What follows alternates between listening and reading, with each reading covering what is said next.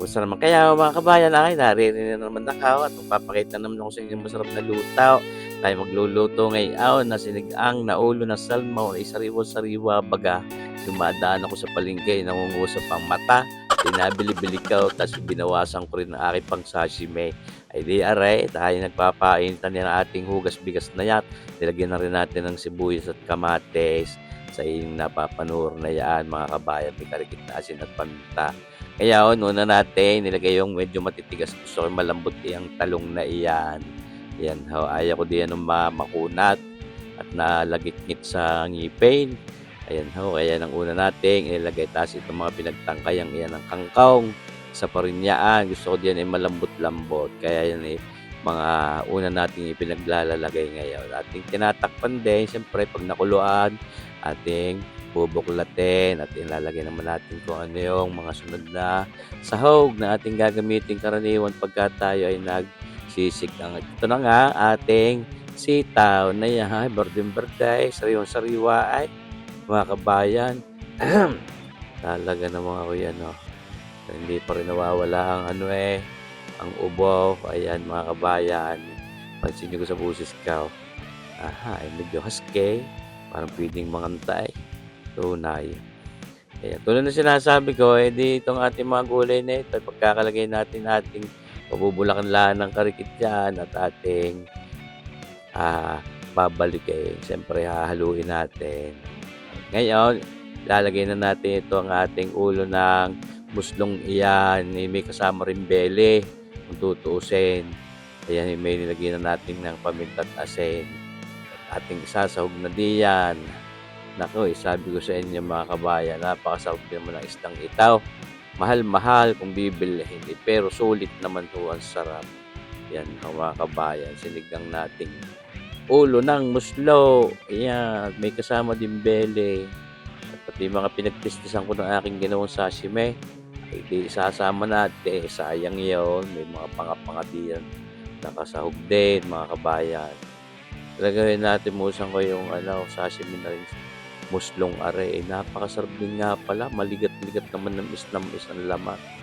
Panalo. Parang tabi sa ko ay mas masarap kaysa sa yellowfin tuna Kaso lang may kamahalan din itong ganitong isda.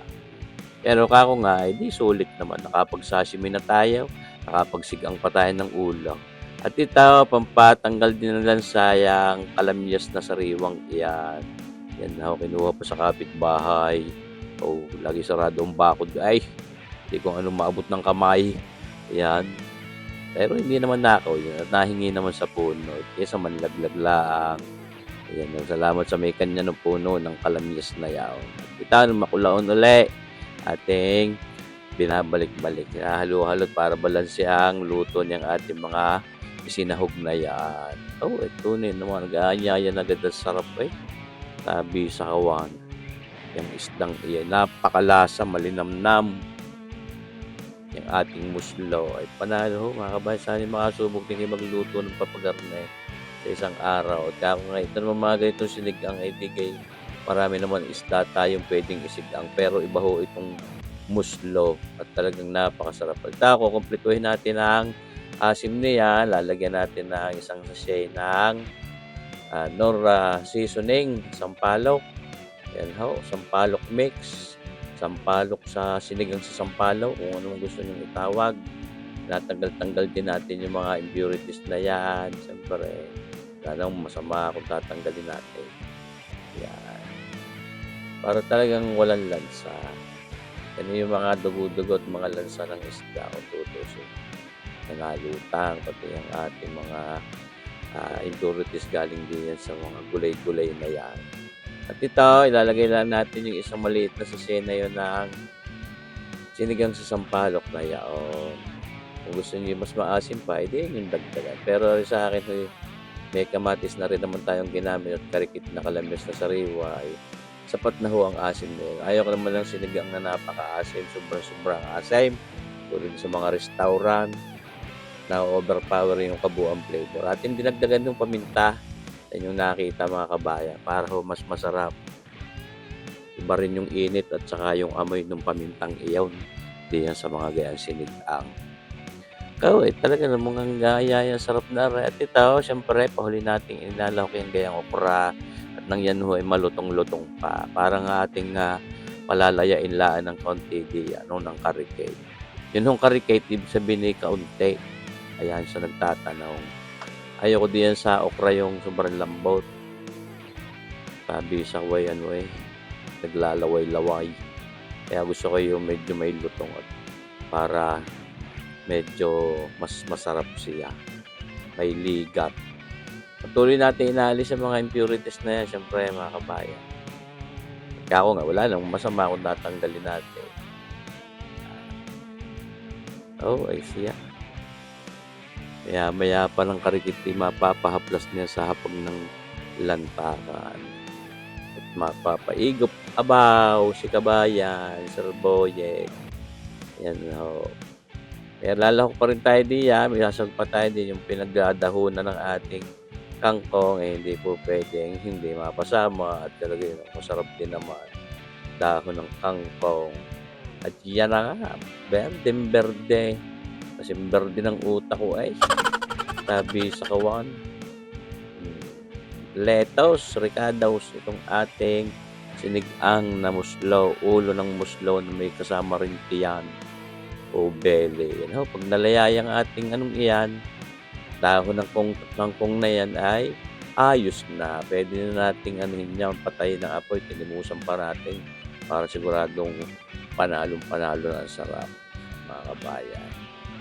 Ano ho, may carry over cooking pa, kaya kahit sa ano yung ating patayin ng apoy niyan patuloy din ang pagluto niyang kangkong. Yun ho, naghanap ang aking dila ng karikit pang paalat ay dinagdagan natin na kulang-kulang kalahating kutsaritang asin at siya na, kumpleto na ang lasa at sarap nitong ating sinigang na ulo ng muslo.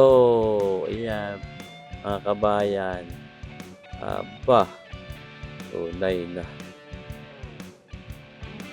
Sana kayo makasubok din na rin. Napakasarap yan. Ayos na, luto na. Baka naman malamog pa, kahahalo ko. Baka naman ng mga viewers natin. Hinalo na ng hinalaw. Lalamugin ay. Ayos. Panalo na. Sarap.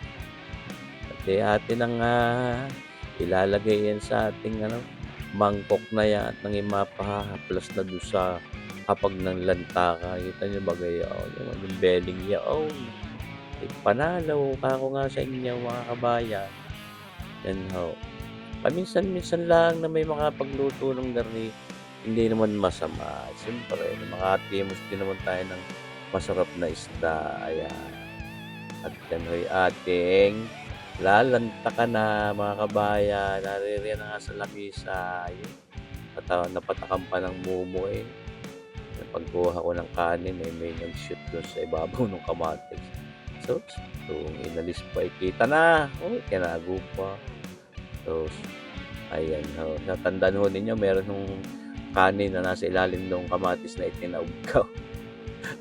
Ayan ho. Maraming salamat sa inyong panunood mga kabayan din sa ating bidyong are. Yan na ho. Sinigang na ulo ng muslo na may kasama ding belly.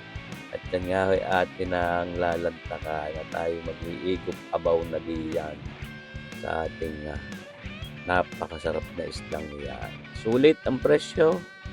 Mahal-mahal ka ninyo pero pagkagarning nilalantakan hindi mo na maiisip ang presyo. At sadyang puro sarap at talagang paglantak na lamang ang liling-iling mo. Tapos may gayong pansausawan, bagoong na may kalamundeng, sining manghang, ihahaplas mo diyan sa mga gulay-gulay na yan. Ay isang kapa. Yan ho, ang ating sinigang na ulo ng muslo. Yan ho, at yan. Maraming salamat sa inyong panunood mga kabayan. Sana lagi pa rin ninyong aabangan ang ating mga videos. At kahit yung mga datihan ko man ng mga na-upload na videos dito sa ating YouTube channel, sana pwede rin ninyong puntahan at maraming kayong mapapanood. Muli, maraming salamat sa panunood mga kabayan. Mabuhay tayong lahat. God bless!